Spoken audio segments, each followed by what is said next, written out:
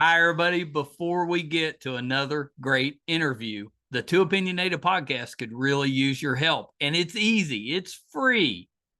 IMDb, which is the entertainment database, imdb.com, named us a top 100 podcast. We came in at number 82. That's a big deal because there's 15 million podcasts and growing. So to be named to anybody's top 100 list, pretty big deal for us. And the way you can help is to go to imdb.com, look up the Too Opinionated podcast, and that's it. Just bringing our page up. That traffic really helps us out. Our YouTube channel is MeisterCon Pod.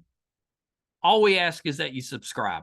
It's also free, but that really helps us to attract these amazing guests that we keep bringing on the program.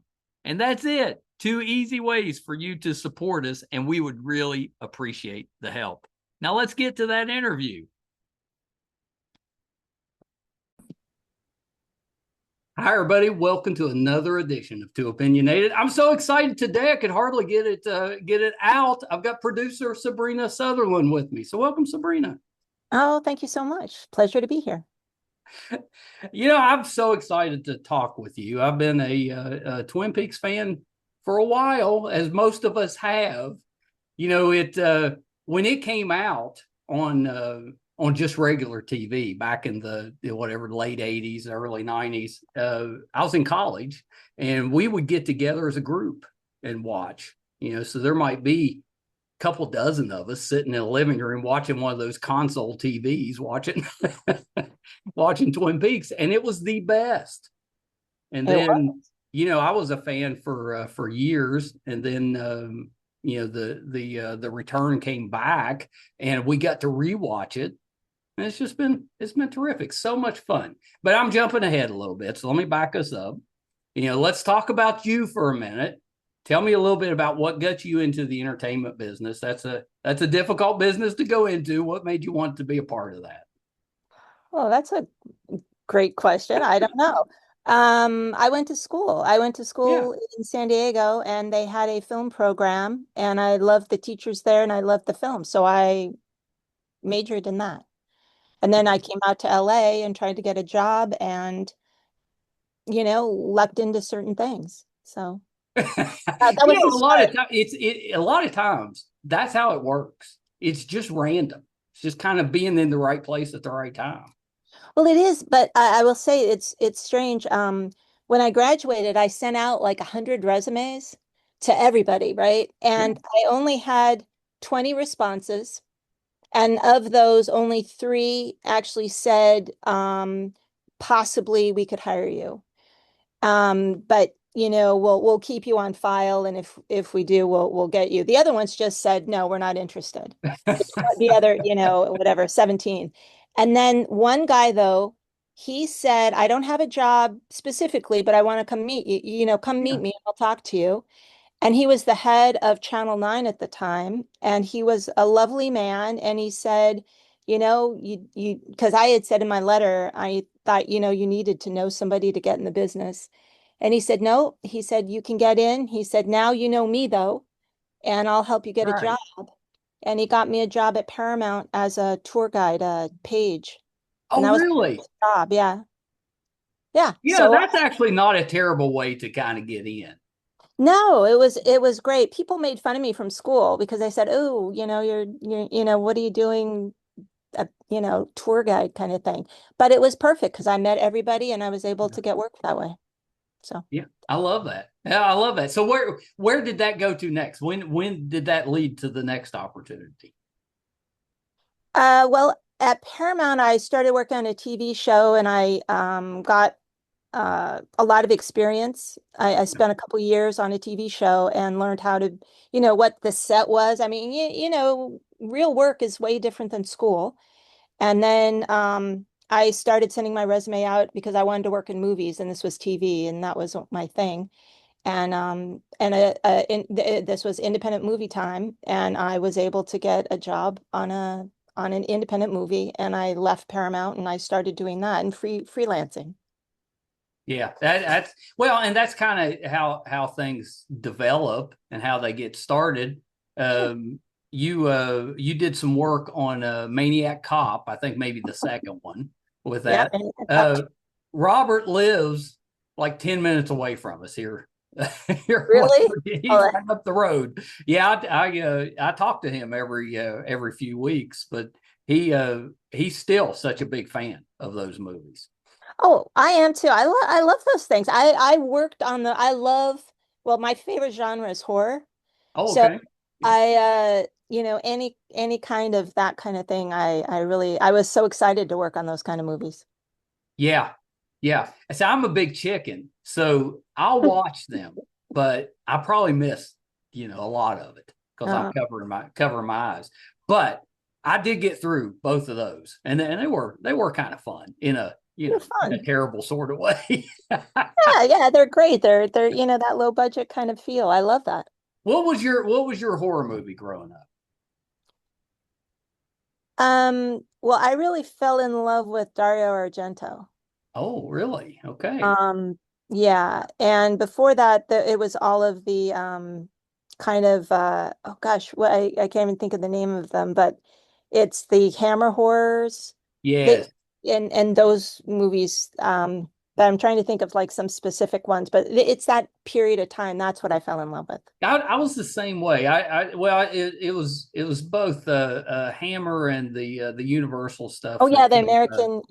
Yeah. Yeah, So those came. They used to show like Halloween night overnight. They would show all those Universal monster movies overnight. There, and most of them were in black and white. And I'd stay up watching those, until I fell asleep. But yeah, I big fan of those growing up, and that's about my level of horror. I can handle that. As we've gotten more modern with our special effects, I have trouble now. I see, I see. Well, now see, out of Universal, who is your favorite monster? Well, that's a really good question. I think growing up, it was probably like a Dracula type of monster, but now that I'm older, I think I lean toward more like the Frankenstein's monster. I feel Oh, I feel for him now. yeah, yeah. He was just misunderstood. True, I always true. liked the creature too. Oh, yeah, Black Lagoon fan. yeah, yeah, yeah. Yeah. My Yeah. favorite was the Mummy. Well, it was Boris Karloff was amazing as the Th- mummy. Those scared me. They were scary. That was scary to me. And then the second one was Dracula, because that kind of was real, you know, that was as a kid thinking, oh, it's kind of sexual, it was kind of, Right. Yeah, it was kind of exciting. yeah, I was. So. At what point did you cross paths with David? So, like you, although I was working at the time, not in college, at work, we would group together to watch Twin Peaks while we were working. So, I would record them on VHS at the Yep. time. And at 2 in the morning, while we were in the office and the crew was on set, or on location or wherever, the people who were in the office, we all sat around and watched the first season. And I fell in love with it. I mean, I fell in love with the pilot, and then I couldn't, stop. So at the end of my show, I called the Twin Peaks production office and said, I want to work on it. And the producer, Greg Feinberg, answered the phone. It just happened that he That answered. doesn't happen anymore. No, no. Well, he wouldn't have answered anyway. It was just a freak that he answered because nobody was there yet. They hadn't started. And he said, well, we're hiring somebody. Why don't you come down tomorrow? And I did. And he said, great, you start Monday. So that's how I got That on. seemed easy. I mean, I'm telling you, I had a very lucky life with that. Yeah. I mean, that's the type of thing where it was obviously just meant to be. I'm The hoping so. universe put you on that path because that's too easy. It doesn't Yeah. usually work. No, it doesn't. And that really kind of defines my life. I mean, Twin Peaks changed my life in so many ways, and it continues to do so. So, you Well, know, when you were watching before you got started on the show, did you know what was going on, or were you just enjoying the ride like the rest of us? oh, the first season knew Yeah, nothing. yeah. Yeah, knew nothing. I knew I was had been working on a movie prior to them shooting in 89, I guess. And the crew from there were going up to Washington to work on this TV show for David Lynch. And I was like, wow, that would be so great to go do. So I had no idea what it was. I just knew that he did a show. Yeah. So that's why I watched it, was because, it was David Lynch and my friends worked on it. Yeah. Yeah. Yeah. It was so different than anything else we had on TV at the time. That's why I loved it. And then it just kept getting weirder, and there were, as a college kid, it was pretty fun because we would talk for hours after an episode ended just about what just happened in the episode. And I had the best time, just the theories that would come out, and none of us were right. That's the thing. I mean, we did the same thing watching them, and never had we discussed TV. Like, you see a show and you don't really talk about it. Yeah. But that you really talked about. It was so much fun. I Don't really you miss the kind of I mean, binging's great, and we all kind of love to do that. But I kind of miss that where you had the week episodes, and you got to kind of dissect them as they came out. You had that time to really, analyze each episode. Yeah, and I think that was the whole point with the return, to do the same thing, to give you time. Although everybody was like, just, put them all up and complaining. But I think afterwards, looking back, people realized, oh, it did give us time to think about it. Yeah, yeah, which you need on a Yeah. show like Twin Peaks. It's so dense and there's so much, and you just don't know what's going on. Well, and my understanding of David was that even those that were close to him, he didn't give a lot of explanation on what he was thinking with his projects. No, no, he didn't. He wouldn't do that. Although I swear one time on Lost Highway, I worked with him on that movie, and I went up to him naively and I said, I know what this movie's about. It's about blah, blah, blah, blah, blah, blah.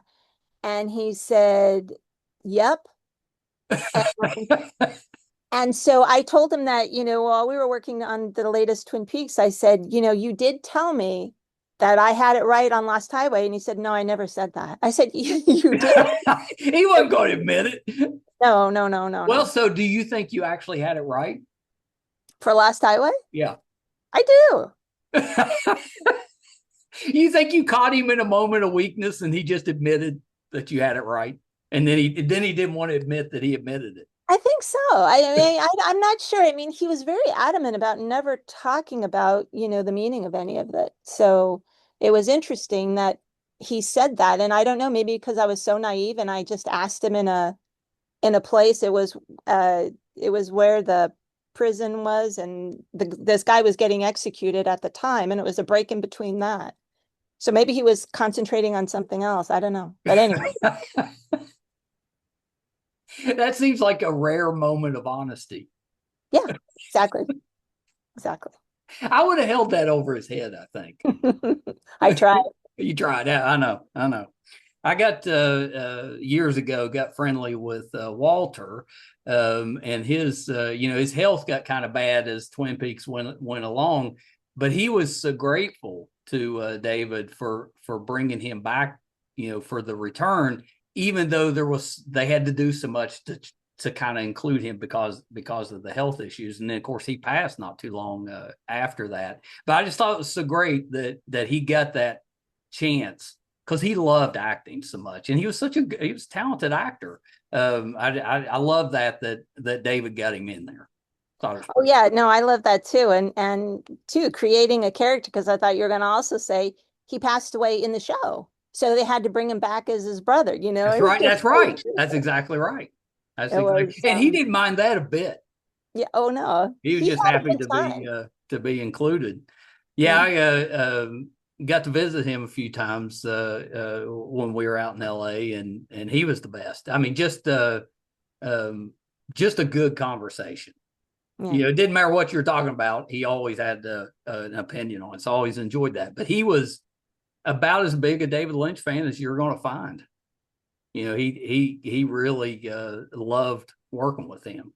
So, and everybody I've talked to that's worked with him loved working with him.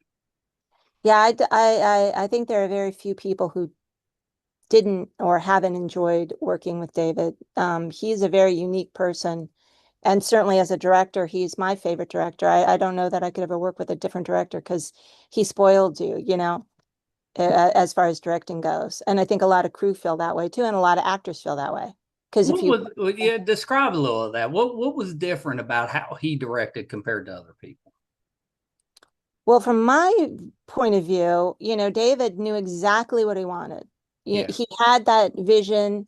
You didn't deviate from that, and he wouldn't deviate from that. So you knew what you needed to do exactly. Sometimes I've worked with directors who didn't know really what they wanted. I had one director who told me that he worked organically, and when he saw it, he'd know if it was right or not. And to me, that doesn't work for me because I'm trying to plan things. Well, yeah, you couldn't plan that way. No, no. But, on the other hand, David liked to experiment. So he would come up with ideas, and you just had to be ready for that. But he also had a very distinct vision leading up to that experiment. So you knew kind of how to, proceed. So there was a difference with that. But so that was kind of my way with directing. And then also he was just, I don't want to say a people person, but he really was able to speak to people in a way that was respectful and embracing. So the crew felt like they were more collaborators than they were just, somebody working under somebody. He really included people. So like he would know the people on set's names. And he'd say, hey, Malone, go move that. And I want this over here. And everybody would be talking to David directly, and he was there on set all the time. Most directors, like if there's a break, you're lighting, you have an hour or whatever. David was there watching on set, so he could see what was happening. If anyone had questions, they could come up and ask him. You'd always knew where to find him. Yep. He never went to his trailer, only to meditate at lunch. That was it. So he was really just a very all-encompassing kind of person. Plus, he, like I said, in terms of being a friendly person, he just made everybody feel really special. So I think with actors, he was able to really tell them, because he had that vision, but tell them in such a way that they felt like he really respected their work and could handle it. And he did. He felt like whatever actor was there on set, they knew how to act, and all he had to do was kind of give them kind of a little push in the direction, but they would act because he didn't have to teach them that. They knew. He had that much respect for them. Well, and that has to make it a great environment to work. Oh, If you're going in and you feel absolutely. respected and you feel heard, then you're probably going to give your best performance. And that's also probably somebody that you're going to go a little bit extra for. Absolutely. Absolutely. And that's why people wanted to work with him again. Yeah. And, we had people who had retired who came back just because they wanted to work with David. And David was really great about that too. He loved working with the same people, whether it be actors or crew. Crew, he would always want to have. Actors, it of course depended on the role because he wanted the right person for the role, but he could envision certain people ahead of time and say, okay, this is who I want. Yeah. And that, you know, Well, he was it very loyal, it seemed like.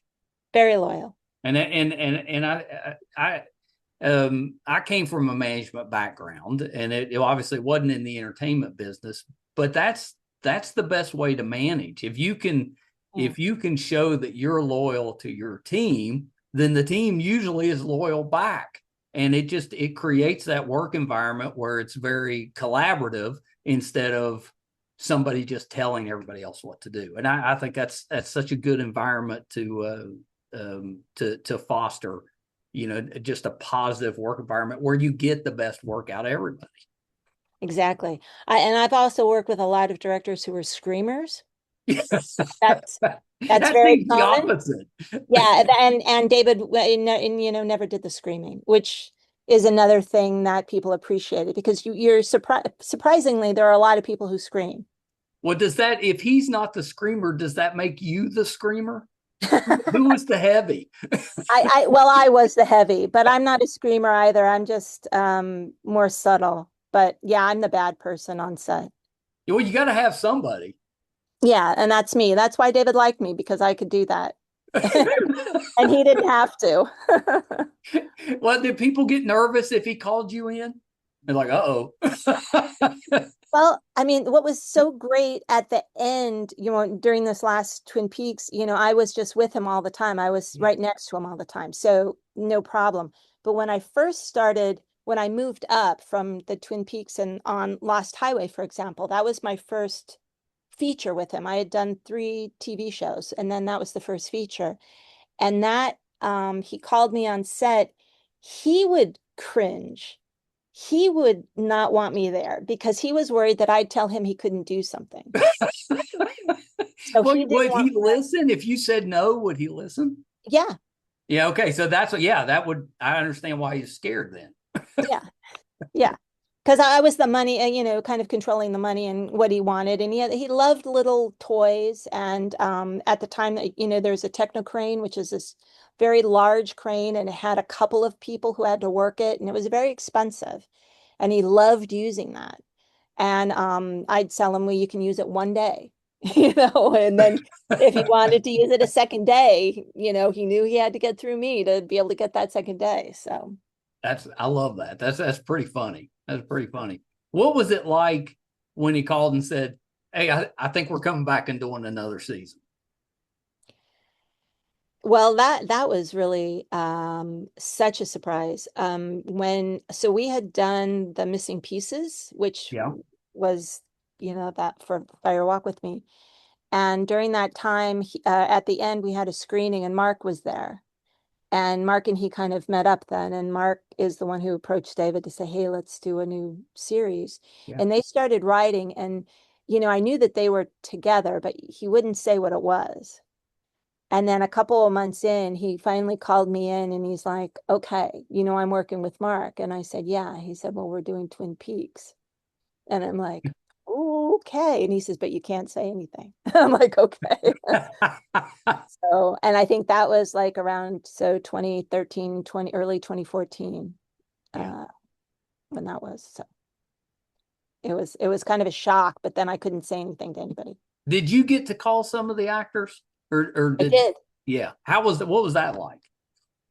Oh, it was great. I mean, because what it was they knew, because I'm friendly with a lot of them. Yeah. So I reached out to them and said, okay, David wants to talk to you. And they're like, David Lynch? And I'm like, yeah. And then they're like, oh no, because they thought for sure if I was calling, it meant something Yeah. was happening. So I think Kimmy was the first one I had called. And she fell on the floor, is what she had told me. She fell on the floor and she was doing an interview or something. And she just said, oh, we're doing Twin Peaks. And then she had to call that guy back and say, don't print that because, she just wasn't thinking. Yeah. Right. Yeah. She's just excited. She was totally excited, but I just remember her being on the phone with me and I heard her and she just fell on the floor and she was then under her bed just giggling. It's weird. As a fan, I love that. That's what we want. We want our actors to love what they're doing. It just makes it better. Every single actor wanted to, participate. It was really lovely.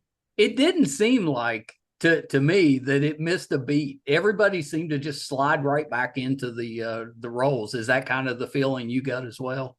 Oh, absolutely. Yeah. Yeah. Everybody was, I wouldn't say grateful, but just so happy to be there. Yeah. And just, because too, we had crew people that were there that they had worked with. And, it was like old home week. So who doesn't want to go back to that? These people really are your friends. You're working with them, 12, 14 hours a day That's right. for a long time. So, they feel like really good friends, family people. Yeah, and who doesn't like to get together with family? Yeah. Unless you don't Yeah. have a good family. But Yeah, I should say that. There's probably a few that'd be like, I don't want to get together. Yeah. Well, so talk a little bit about you've got a tour coming up. Talk a little bit about that. What can we expect, and how did that come together? Well, I'm super excited by this. So, a couple of years ago, I think in 2018 or 2019, Yeah, we did a tour through New Zealand and Australia because there are a lot of fans who are on the other side yeah, of the world who aren't able to come to Los Angeles or to Seattle or to any of the places where a lot of the actors have been. And they're just as much, huge fans as everybody else. yeah. And so we thought that would be a great place to kind of go around and say hi and meet fans because our fans are truly special. I mean, for this show, that you have fans for other shows, and yeah, there are some like Star Trek, right? I mean, huge Star Yeah, Trek big fan fans. base.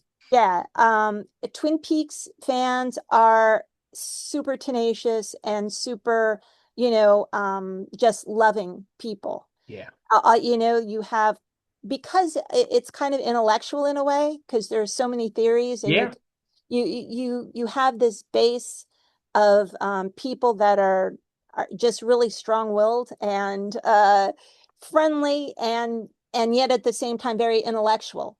So it's fun. And they've maintained closeness through all these years, right? And it's really because of the fans that we have the third season. We wouldn't have had it if we didn't have such a strong fan base, I quite know honestly. that's one of the rare things that I think the internet has been great at is shows that we as fans love that maybe get prematurely ended for whatever reason.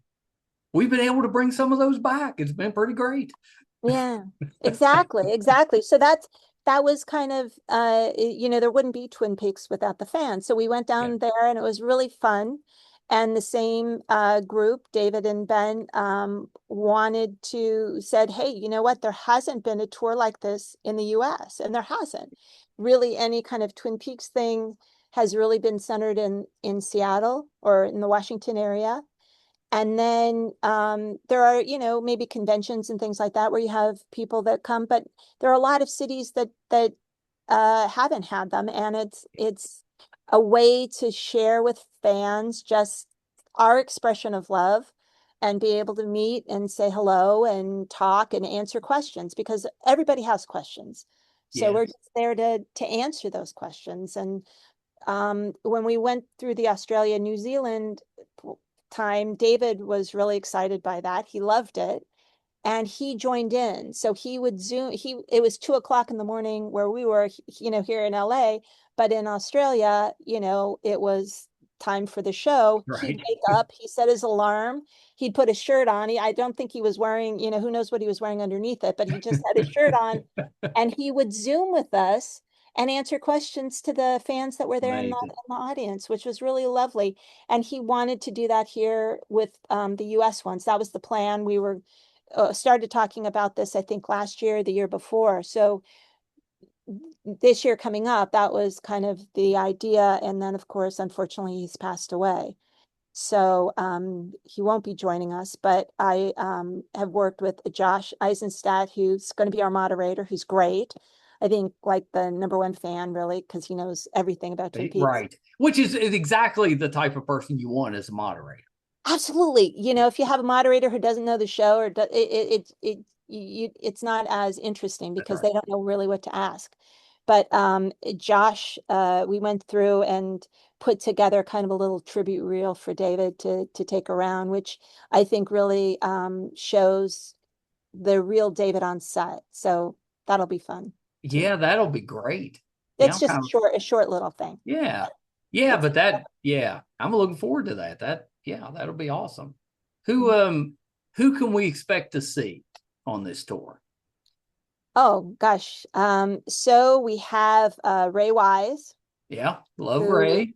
is amazing. Have you met Ray before?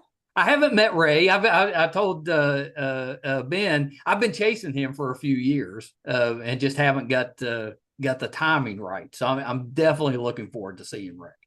Oh yeah, yeah, he's great. I mean, totally loved him on the first when I first started working there. I was like, oh, I made him sign a little golf ball for me on set, I remember.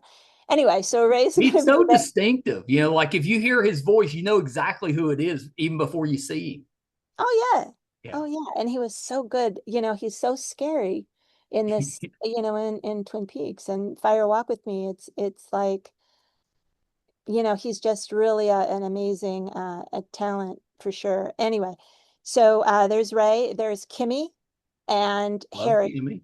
both who, Yeah. are totally with the sheriff station. And we'll have Bobby, Dana will Oh, be great. Yeah.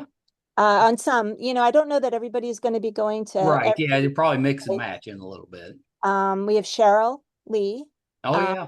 who I think is incredible, and I love her relationship with the fans. I think the most because a lot of people, women mainly, but some men too, obviously, who can really relate to that experience. And she's very empathetic, and I really love her. Um, and then I think there might be some few surprises. I don't know if I'm allowed to say like some of the other people that might be there. So Okay. Okay. are coming to different places. So you never know who to expect. Yeah. I'm okay with that because I want to be surprised. Yeah. Bring somebody I'm not expecting. That'll be fun. There Yeah. you go. And I mean, there was such a large cast with it. Uh, you got some to choose from. That's pretty great. Yeah, yeah, we got a lot to choose from, both the original series and the later series. I mean, there's a lot of people. So, and they're all so much fun. Yeah.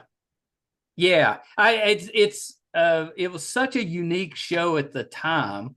It only got weirder, over time. And like when I rewatched the original, um, it I watched it, I already knew what was coming, still couldn't quite figure it out. I watched it and I'm like, I just assumed I'd have it. I'd watch it and be like, oh yeah, now it makes sense. No, but it's one of those rare shows that not knowing or not quite getting exactly what the meaning is that's okay. It just makes it kind of fun and interesting, and you never get tired of talking about it.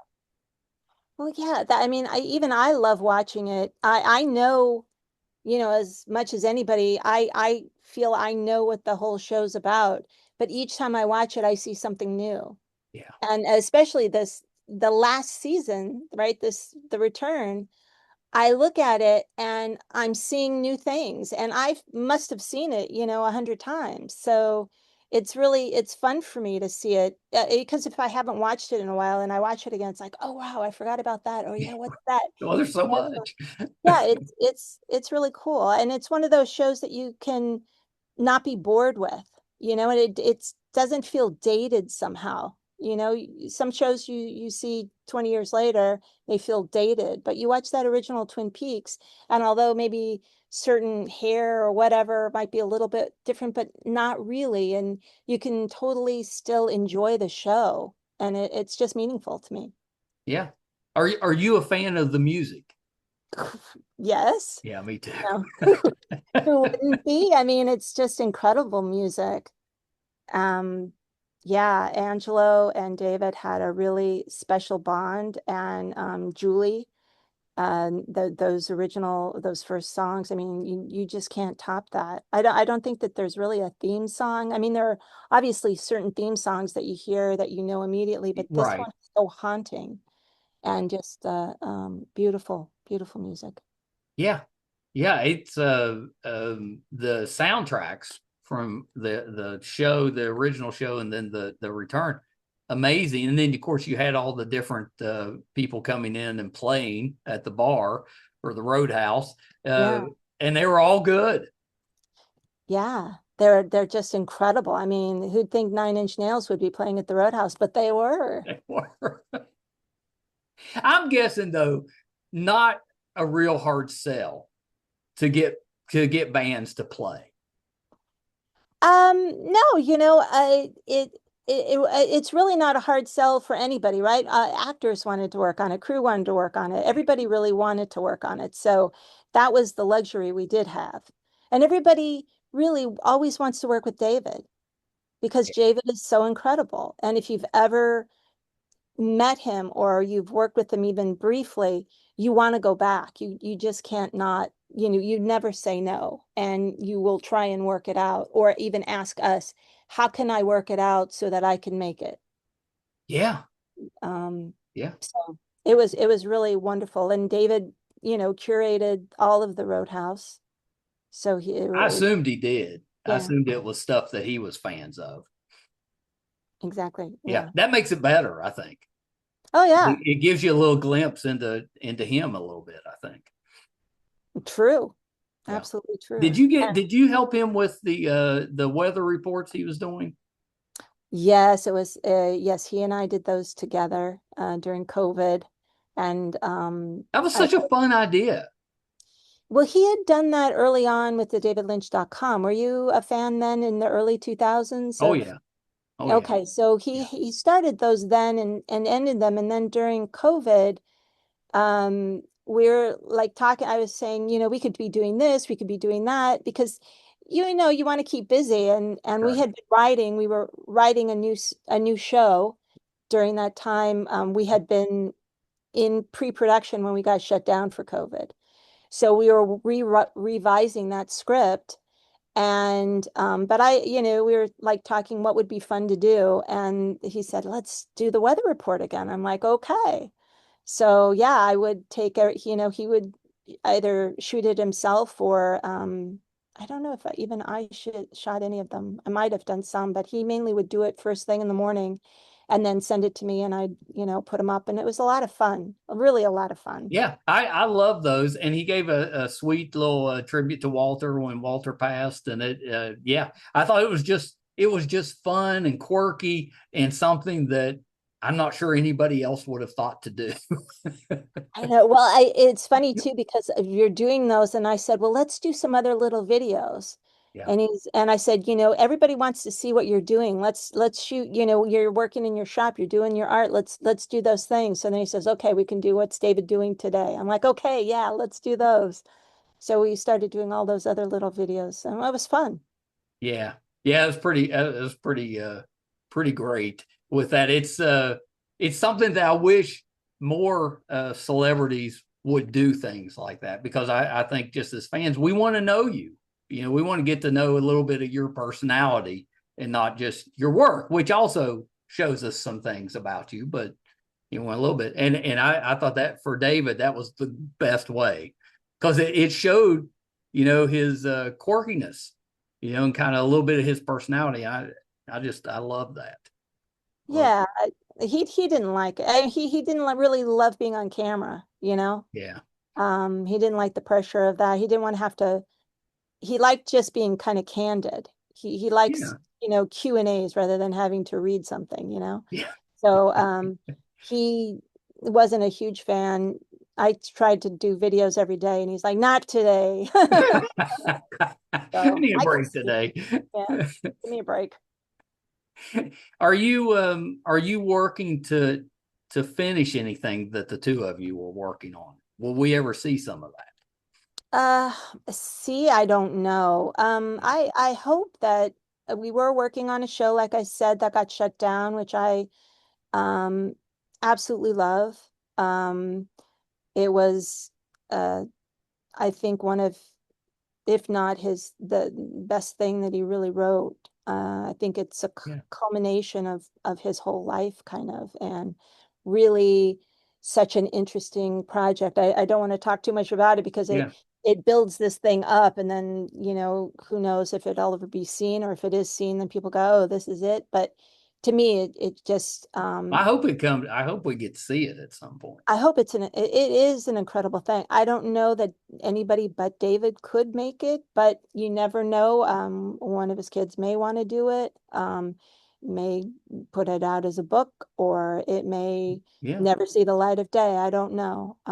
But it is, and there's actually not just that. He had a lot of scripts and a lot of writings that never were published and never had anything done with. And we had talked about what to do with those things. And one of them was an animated film, Snoot World, that I tried to see if it could be made like last year, like in 22 or 23.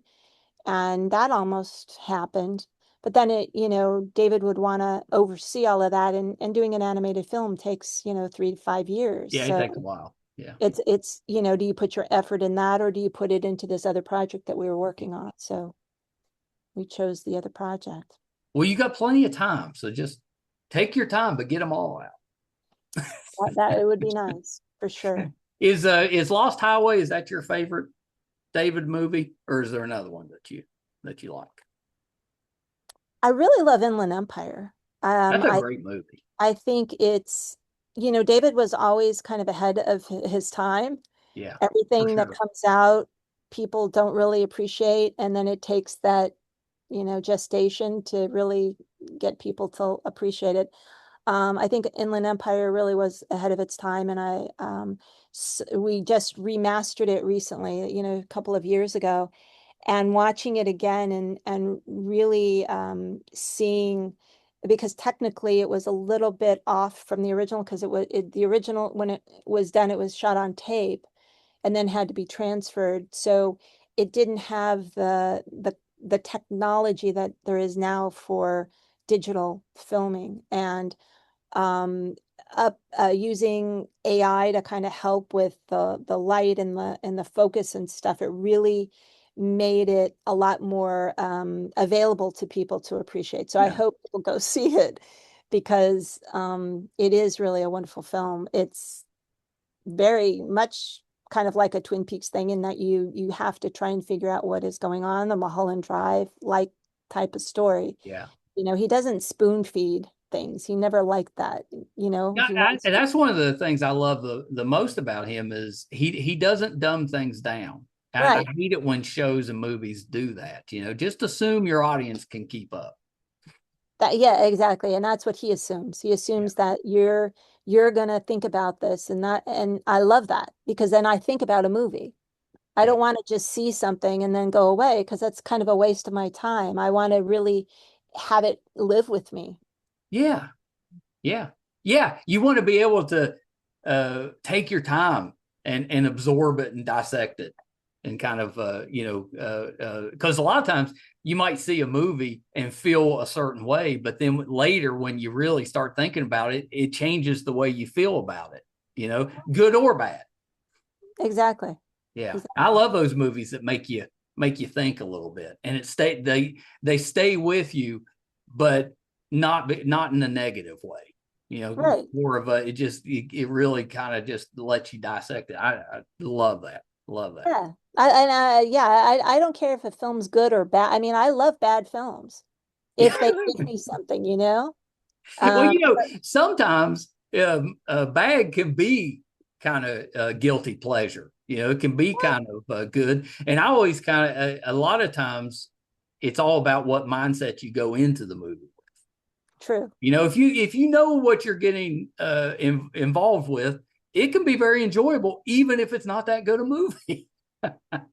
It's true. It's true. But then I also see, like some Oscar winners or, nominated films, and I don't like them at all. I have no desire to see them again. They just kind of, they leave my mind. They're not, to me, I guess maybe I just have my own way of thinking in terms of film, but I like to really be challenged when I watch something, or I like it to be really, like you say, a guilty pleasure. Yeah. So. Yeah, I'm kind of that way too. Most of the time, don't dumb it down for me. I'll figure it out, or I won't, but I'll enjoy it that way. But occasionally, yeah, I just want to be kind of spoon fed. It's almost comfort food. Yeah, exactly. Well, Sabrina, thank you for taking a little bit of time. I'm so excited to. Are you going to be in Virginia Beach? Oh yeah, I'll be there I'm too. so Yeah, excited. I'm so excited. We'll get to meet in person. I'm very excited I'm about that. looking forward to that. I hope I hope we get to spend a little bit of time talking.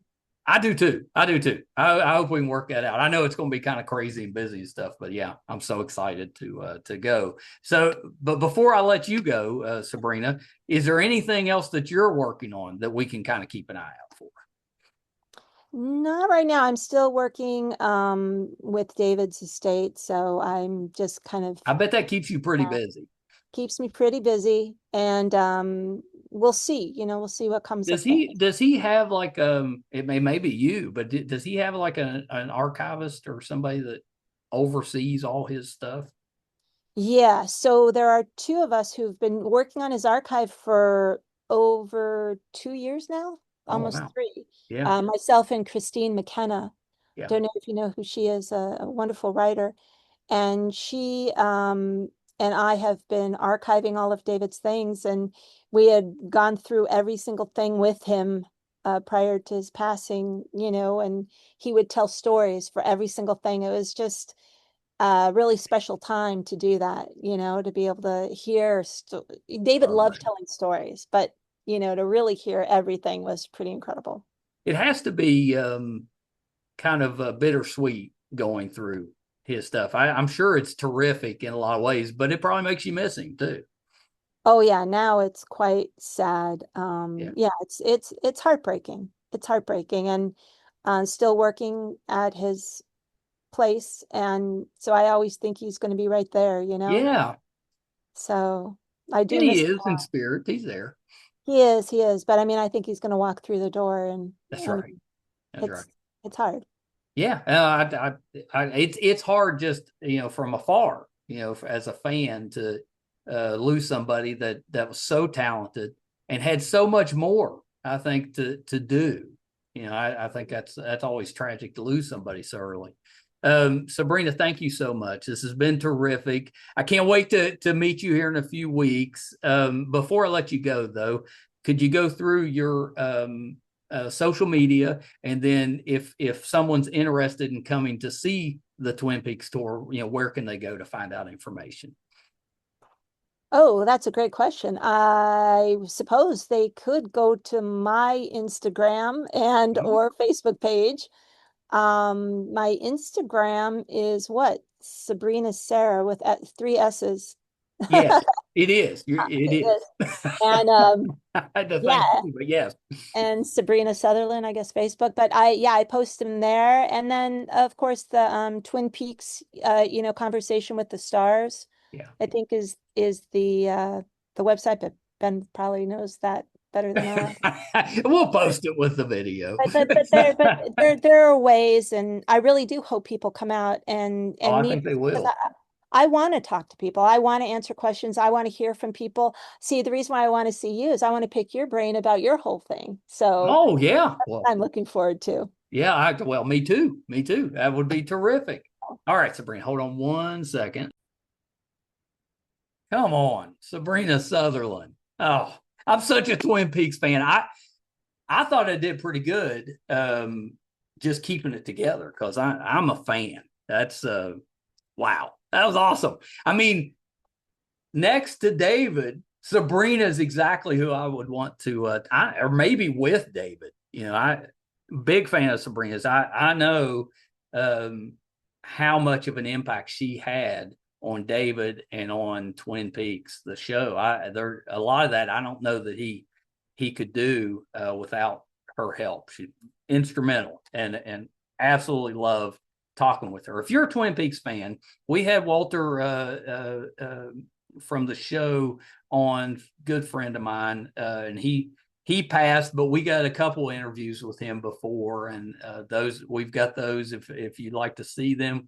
Sherilyn Finn worked with us on our audio drama the last Saturday night, and you can find that out there. The last Saturday night, it's terrific, and Sherilyn was so good on it, and I got a chance to interview Sherilyn, and she's terrific in that. It was during COVID, so she was quarantining at the hotel she was staying at, but it's terrific, and you can see that one in our catalog as well. Our YouTube channel is MeisterCon Pod. Please subscribe if you go there. It really helps us out. Our website is meistercon.com. You can find, we just hit 1,000 episodes. So right now you can find 1,001 episodes on the website, audio and video versions, meistercon.com. So please check us out there. Thank you guys so much. Until next time. Bye, everybody.